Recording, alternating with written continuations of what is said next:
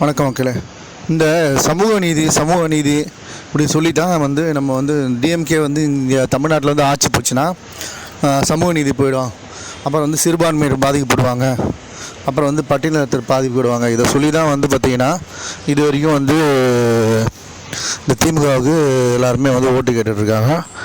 இதை தான் மையமாக வச்சு திருமாவளவன் மற்ற இடதுசாரிகள்லாம் ஓட்டு போடுங்க, திமுக ஆட்சி போச்சுன்னா நமக்கு சமூக நீதி இருக்காது அப்படின்றாங்க.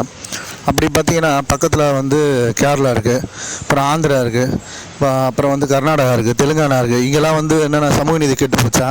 இப்போ இங்கே முஸ்லீம்கெல்லாம் அந்த மாநிலத்தை வெளியேற்றிட்டாங்களா? இல்லை பட்டியலினத்தினவங்களாம் டெய்லியும் அங்கே சித்திரவதைக்கு உள்ளாராங்களா?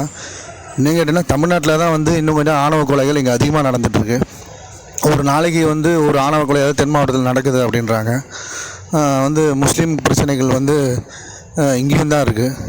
இப்போ எது இவங்க சமூக நீதியில் இவங்க இது பண்ணிட்டாங்க. இன்னும் கேட்டால் இப்போ பார்த்திங்கன்னா திமுகவில் எத்தனை பட்டியலினத்தினர் அமைச்சர்களாக இருக்காங்க. எல்லா தொகுதியும் பார்த்திங்கன்னா தேனி மாவட்டத்தில் எடுத்திங்கன்னா அந்த தேவர்கள் அதிகமாக இருக்கவங்க நிற்க வைக்கிறாங்க. கொங்கு மாநிலத்தில்னா கவுண்டர்களை நிற்க வைக்கிறாங்க. செந்தில் பாலாஜி கவுண்டர் தான். இந்த மாதிரி ஆள் பார்த்து தான் எல்லாத்தையும் நிற்க வைக்கிறாங்க. அந்த பார்த்திங்கன்னா எந்த ஜாதி பெரும்பான்மையோ அதை நிற்க வைக்கிறாங்க. ஏன்னா பட்டியலத்தை நிற்க வைக்கிறாங்களா, இல்லை மாற்று ஜாதிக்காரங்களை நிற்க வைக்கிறாங்களா? எதுவுமே கிடையாது. இப்போ எங்கே இவங்க சமூக நீதியை காப்பாற்றினாங்க?